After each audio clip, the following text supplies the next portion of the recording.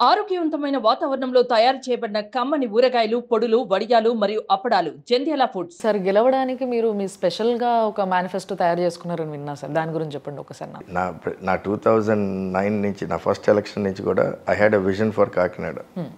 ఆ విజన్ కూడా నేను ఏంటంటే చాలా బ్రాడ్గా పెట్టడమో లేకపోతే కాంప్రహెన్సివ్గా పెట్టడమో ప్రజల్లోకి ఎప్పుడూ అంత రీచ్ లేదు. సో ఈసారి ఏంటంటే ప్రత్యేకించి దాన్ని చిన్న చిన్నది చేసి కుదించి చాలా ఎఫెక్టివ్గా కొంచెం సబ్స్టాన్షియల్గా పెట్టడం జరిగింది. అండ్ మాకు సర్వేలు చెప్పిన దాని ప్రకారం ఆ మేనిఫెస్టోని కింద స్థాయి దాకా తీసుకెళ్ళగలిగాం కాబట్టి ఇవాళ అది మీ నోటీస్ దాకా వచ్చింది.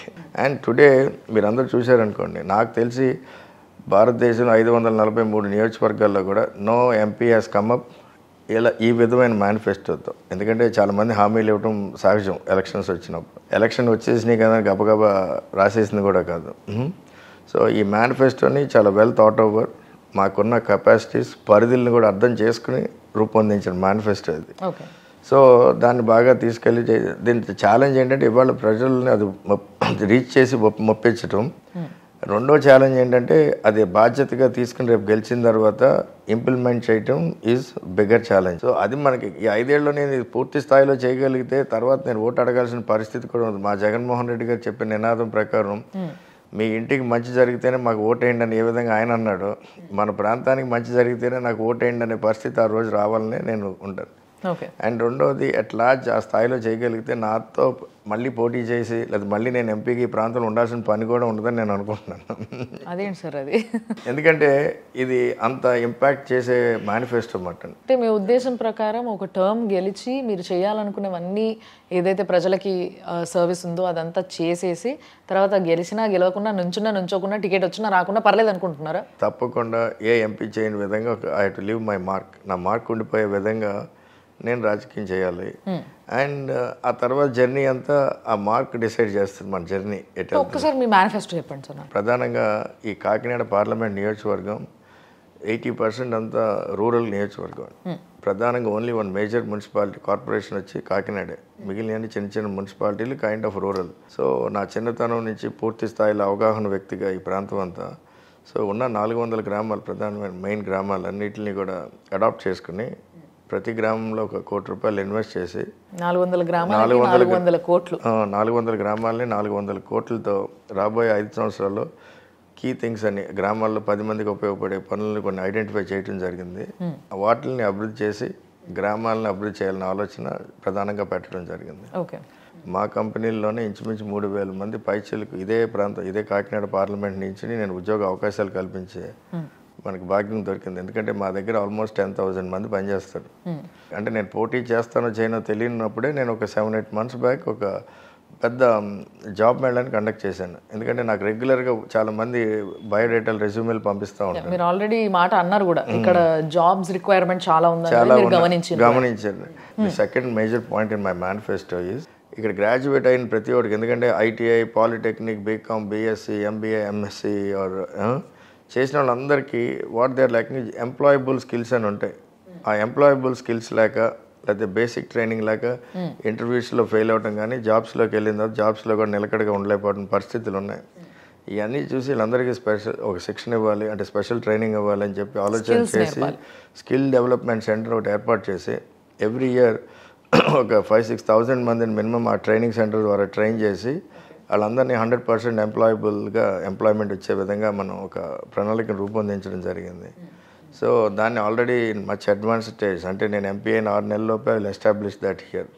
సో అలాగే ప్రతి సంవత్సరం ఒక 6,000 మందికి నేను డైరెక్ట్గా ఇక్కడి నుంచి ఎంప్లాయ్మెంట్ ఇవ్వగలిగితే రాబోయే 5 ఏళ్లలో ఒక 30,000 మంది. ఎందుకంటే ఇవాళ చాలా మందికి అపోహ ఉంటుంది ఇక్కడ, జాబ్స్ లేవు. ఎందుకంటే పేరెంట్స్కి పిల్లలు చెప్పేది అలాగే ఉంటుంది. కానీ ఇవాళ భారతదేశం నిండా దండిగా జాబ్స్ ఉన్నాయి. అలాగే అబ్రాడ్లో విదేశాల్లో కూడా చాలా చాలా ఎక్కువ ఉన్నాయి. ఎందుకంటే నేను లాస్ట్ ఒక 6-7 నెలల కిందట యూరోప్ వెళ్ళినప్పుడు కూడా నా ఎక్స్పీరియన్స్ జర్మనీకి, ఇటలీకి ఆ 2 దేశాలకే ఆల్మోస్ట్ 2.5 lakh నర్సెస్ కావాల్సి వచ్చింది. మన ఇండియన్ హెల్త్ మినిస్ట్రీని కూడా అప్రోచ్ అయ్యి ఎంఓయూ చేశాడు.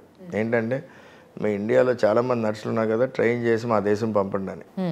అలాగా ఇంటర్నేషనల్గా కూడా కోవిడ్ కరోనా తర్వాత చాలా దేశాల్లో పనిచేసే వాళ్ళు తక్కువైపోయి సో స్కిల్డ్ తయారు చేసి అంటే పిల్లల్లో ఇక్కడ ఉద్యోగులలో ఒక మంచి స్కిల్ని డెవలప్ చేసి వాళ్ళని ఉద్యోగాలకి బయటికి పంపుదాం అనుకుంటున్నారా మీరు మరి? బోత్ ఇంటర్నేషనల్గా పంపుదాం అనుకుంటున్నాను, అలాగే లోకల్గా కూడా ఆ గ్యాప్ని ఫిల్ చేద్దాం అనుకుంటున్నాను.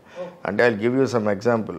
ఏంటంటే మీకు టిపికల్గా వెల్డర్స్ ఉన్నారనుకోండి, ఇక్కడ ఉన్న వెల్డర్స్ ఉన్నారంటే కాకినాడలో కానీ చుట్టుపక్కల ఏరియాలో కానీ మన రాష్ట్రంలో కానీ వాళ్ళకి 20,000 జీతం ఇస్తారు, 25,000 జీతం ఇస్తారు.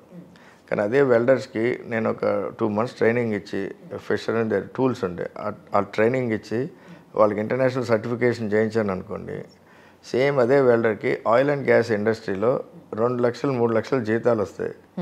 అలాంటి ఆపర్చునిటీస్ వాళ్ళకి క్రియేట్ అవుతాయి అన్నమాట.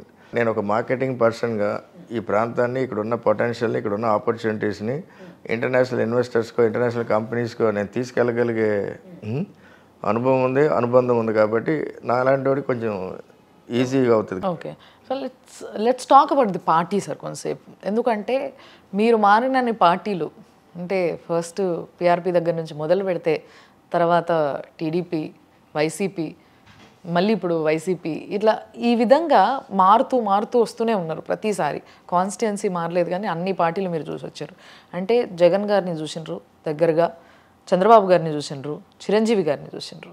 మీకు ఎవరు బెటర్ అనిపించింది అసలు? ఫస్ట్ చెప్పండి. ఒక పర్ఫెక్ట్ పొలిటీషియన్, ది పర్ఫెక్ట్ నాయకుడు అనేవారు. నాకు ఇప్పుడు ఆన్ గ్రౌండ్ ఎక్స్పీరియన్స్తో అండి, నేను లైక్ యూ సెడ్ మన రాష్ట్రంలో ఉన్న ఈ నాయకులనే కాకుండా నాకు మన దేశంలో ఉన్న చాలామంది ముఖ్యమంత్రులతో నాకు పరిచయాలు ఉన్నాయి. ఓకే, అలాగే చాలామంది పార్టీ లీడర్స్తో, హెడ్స్తో కూడా నాకు పర్సనల్ పరిచయాలు ఉన్నాయి. చాలా తక్కువ మంది ఐకానిక్ లీడర్స్ ఎవాల్వ్ అవుతారు. మేబీ 25 ఏళ్ళ కిందట చంద్రబాబు నాయుడు గారు హైదరాబాద్లోనూ, లేకపోతే 15 ఏళ్ళ కిందట 20 ఏళ్ళ కిందట రాజశేఖర్ రెడ్డి గారు ఇంపాక్టబుల్ పాలిటిక్స్ చేసిన ఈ తరానికి, ఈ కాలానికి, లేకపోతే ఇప్పుడు దాకా గతంలో వీళ్ళెవరూ చేయని విధంగా ఆలోచన, శక్తి, డిసిప్లిన్గా పనిచేసే ఏకైక ముఖ్యమంత్రి వైఎస్ జగన్మోహన్ రెడ్డి గారిని ఆలోచన లేకుండా చెప్తున్నా. నేను జగన్మోహన్ రెడ్డి గారి గురించి లాస్ట్ 4 ఏళ్ళు ముఖ్యమంత్రిగా తెలిసింది సగం అయితే, నేను లాస్ట్ 60 రోజులు 70 రోజుల నుంచి క్యాంపెయిన్లో గ్రామాల్లోకి తిరిగినప్పుడు, ఇంటరాక్షన్స్ చేసినప్పుడు, గ్రామాలను అన్నీ చూసినప్పుడు ఏ విధంగా అభివృద్ధి చెందింది, అవన్నీ స్కూల్స్ చూసినప్పుడు నాకు పడిన ఇంప్రెషన్ కానీ ఆయన చేసిన పరిపాలన మీద కానీ ఇప్పుడు 100కి 100 మార్క్స్. బాగా క్లోజ్, బాగా మాట్లాడతారు మీరు డైరెక్ట్గా? పర్సనల్గా మా ఇద్దరికి గుడ్ రిలేషన్షిప్ ఉంది, కెమిస్ట్రీ ఉంది, అన్నీ ఉన్నాయండి. సుమన్ టీవీలో మీ పర్సనల్ అండ్ బిజినెస్ ప్రమోషన్స్ కోసం కింది నెంబర్కి కాంటాక్ట్ చేయండి.